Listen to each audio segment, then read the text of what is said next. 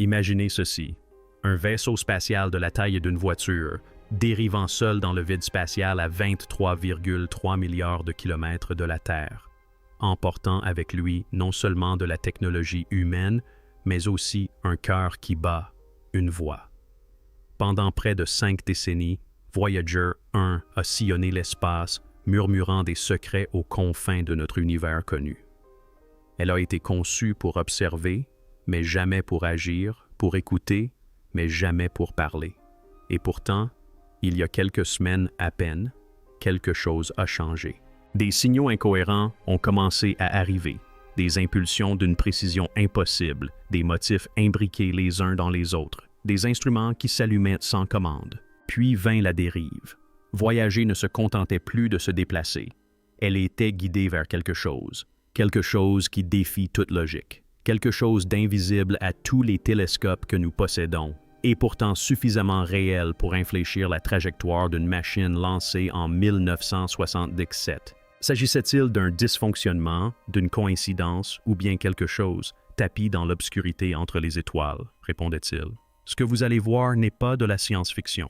Ce sont les propres conclusions de la NASA, soigneusement dissimulées dans des rapports classifiés qui sont désormais divulgués au public. Car Voyager vient peut-être d'accomplir ce qu'aucune sonde dans l'histoire n'a jamais réalisé.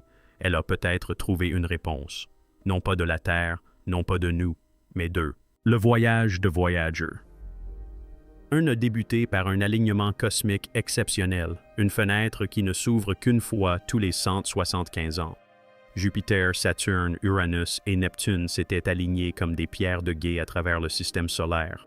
Et la NASA a saisi cette occasion pour construire 2 sondes spatiales, Voyager 1 et Voyager 2, capables d'utiliser la gravité de chaque planète comme une fronde gravitationnelle vers la suivante. Véritable prouesse d'ingénierie des années 1970, ces sondes, dotées d'une puissance de calcul inférieure à celle d'une montre-bracelet numérique, ont pourtant été conçues avec une telle clairvoyance qu'elles fonctionnent encore aujourd'hui. Après des rencontres époustouflantes avec Jupiter et Saturne, Voyager 1 a mis le cap au nord, s'éloignant de l'écliptique, du plan du système solaire, pour se diriger vers les étoiles. Sa mission planétaire était achevée, mais son héritage ne faisait que commencer. Pendant des décennies, elle a poursuivi son voyage silencieux, parcourant 1 million de kilomètres par jour dans l'obscurité cosmique. Elle a transmis des données provenant de régions jamais atteintes par l'homme, la limite de l'héliosphère, l'onde de choc terminal et enfin, en 2012, le seuil de l'espace interstellaire. Mais là-bas, au-delà de la bulle protectrice du Soleil, l'environnement était loin d'être vide. Voyager a enregistré un plasma plus dense, des champs magnétiques constants et d'étranges oscillations que les scientifiques peinaient à expliquer. Plus elle s'enfonçait, plus les données devenaient étranges. Et puis, quelque chose a changé. Fin 2017, l'équipe de contrôle de Voyager à la NASA a remarqué quelque chose de profondément inquiétant. Son antenne, qui aurait dû être alignée avec la Terre, signalait un défaut d'alignement, mais la puissance du signal était parfaite, comme si le vaisseau était à la fois mal positionné et pourtant toujours parfaitement verrouillé sur nous. C'était comme entendre quelqu'un parler derrière un mur tout en le voyant immobile devant vous. Les vérifications internes n'ont rien révélé d'anormal. Puis sont apparus les motifs ondulatoires, des oscillations rythmiques du plasma qui ne s'atténuaient pas, ne se dispersaient pas et ne correspondaient à rien de ce que nous avions jamais vu auparavant. Et puis des pics de température. Toutes les 4,8 heures, les systèmes externes de Voyager chauffaient de près de 30 degrés Celsius, puis redescendaient à leur niveau initial de façon régulière, comme une respiration. L'énergie ne provenait pas de l'intérieur. Un élément extérieur entrait en contact avec la sonde. Pire encore, malgré cette contrainte, les systèmes de Voyager commencèrent à fonctionner plus efficacement. Il ne s'agissait pas d'une dégradation, mais d'une optimisation. Quelque chose modifiait la façon dont la machine des années 1970 traitait l'énergie, la redirigeant comme une IA moderne. Mais Voyager n'a pas d'IA, elle n'est pas autonome. Et pourtant, elle anticipait les commandes, réagissait avant même que les instructions ne soient envoyées. Soit elle était devenue autre chose, soit une force extérieure en avait pris le contrôle. Début 2025, la position de Voyager. Un était erroné, pas de façon dramatique, mais suffisamment pour être perceptible, d'abord de quelques kilomètres, puis de centaines, puis de milliers. L'écart n'était pas aléatoire. Il était intentionnel, mesuré, comme si Voyager était délibérément poussé vers un objectif précis. Les ingénieurs du JPL ont alors tenté de le corriger. Ils ont envoyé des contre-ordres et d'activer les propulseurs de secours. Voyager a accusé réception des instructions, mais n'a pas modifié sa trajectoire. C'était comme si une force supérieure court-circuitait les ordres de la NASA. Tel un navire changeant de cap face au vent, Voyager effectuait des ajustements lents et précis. Et la destination, une zone de l'espace située à 4,3 années-lumière. On n'y connaît rien. Ni étoile, ni planète, juste une tache blanche sur nos cartes les plus précises. Mais Voyager s'y dirige avec une précision chirurgicale, comme si elle répondait à un appel. Lorsque la NASA a envoyé l'ordre de réactiver le système de caméra de Voyager, hors service depuis longtemps, une tentative désespérée pour découvrir ce qui l'attendait, elle s'attendait au silence. Elle a obtenu une réponse. La caméra s'est mise en marche, et pas qu'un peu. Elle fonctionnait mieux que prévu. Et elle n'a pas envoyé une photo. Elle a envoyé une spirale. Non pas un tourbillon aléatoire, mais un motif mathématiquement parfait, composé de couches concentriques denses d'informations. Une empreinte digitale, une carte, un message. Cette image n'était pas seulement étrange. Elle était impossible à créer pour le matériel de Voyager des années 1970. Le système n'avait pas seulement été réactivé. Il avait été reprogrammé. Un à un, d'autres instruments longtemps restés inactifs se sont activés, et aucun ne fonctionnait comme auparavant. Au lieu de données brutes, ils envoyaient des paquets structurés et compressés, des motifs imbriqués, des informations qui semblaient optimisées par une entité plus intelligente que Voyager, une autre. Puis vint la synchronisation.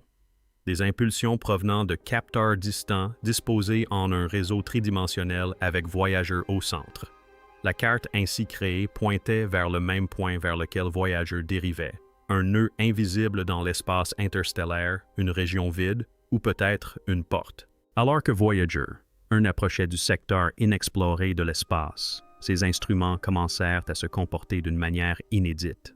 Le magnétomètre ne détecta plus de fluctuations, mais une stabilisation, une zone d'un calme étrange dans un univers par ailleurs turbulent. Le rayonnement cosmique diminua, la densité du plasma se normalisa. C'était comme si Voyager avait pénétré dans une poche de l'espace où le chaos s'était suspendu, comme si quelqu'un avait dégagé le chemin. Ce silence n'était pas paisible.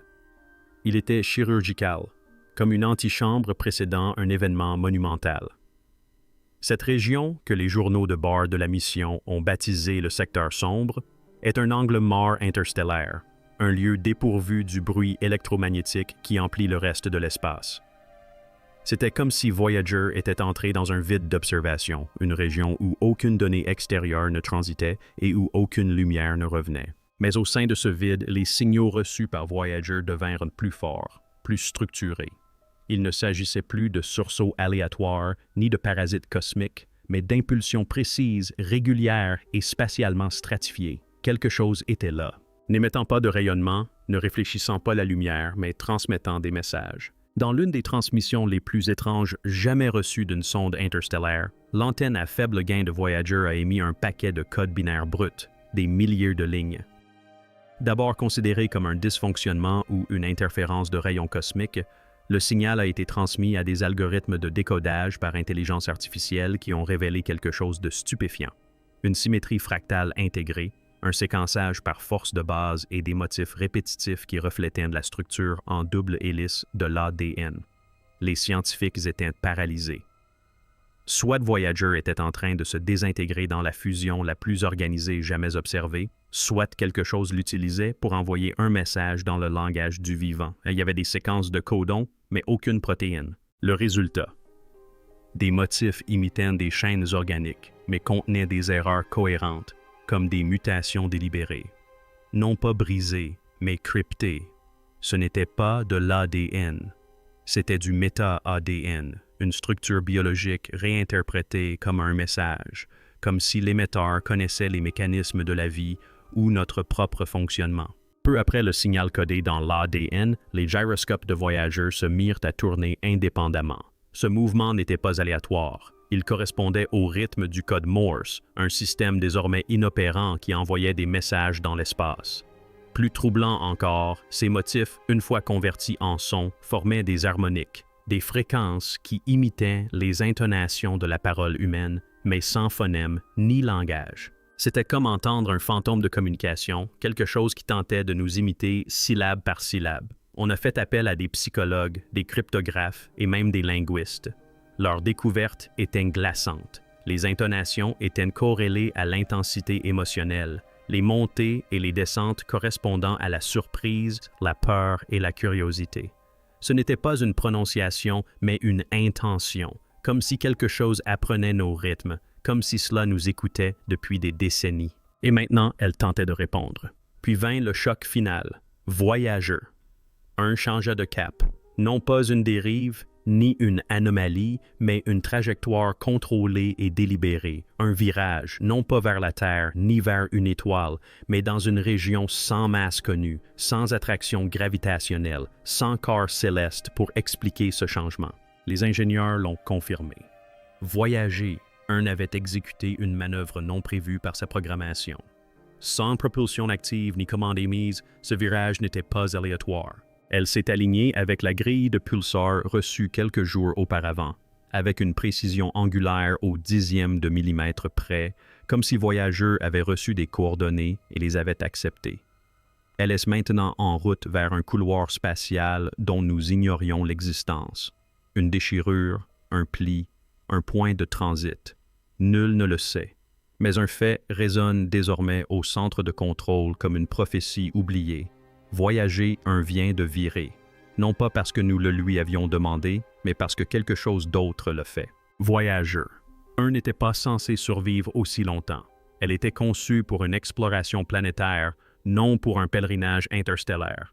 Elle n'était pas censée transmettre des données au-delà des limites du vent solaire. Et elle n'a certainement jamais été conçue pour recevoir quoi que ce soit. Elle était destinée à communiquer, à déclarer notre présence aux étoiles grâce à un disque d'or composé de chants de baleines, de rires humains et de salutations lointaines. Mais aujourd'hui, des décennies après notre dernier contact avec sa structure, après qu'elle ait glissé dans le néant et disparu dans le silence, elle a accompli un acte imprévu. Elle s'est retournée non par échec, mais avec un dessein précis.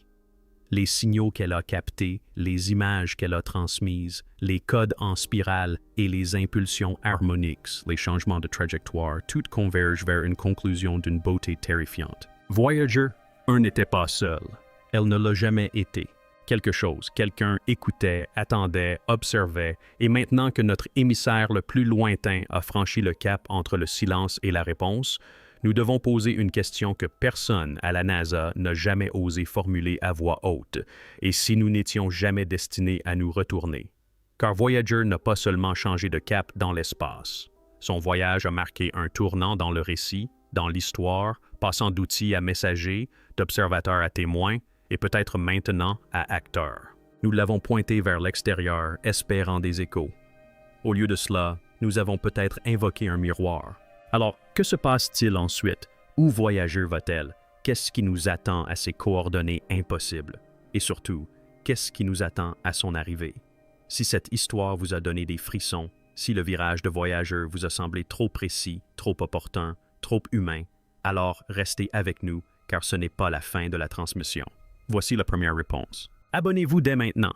La prochaine mise à jour de Voyager pourrait tout changer. Activez les notifications pour être averti ou averti dès sa publication. Partagez cette information avec quelqu'un qui croit encore que l'espace est vide. Commentez ci-dessous. Pensez-vous que Voyager a trouvé quelque chose ou que quelque chose l'a trouvé?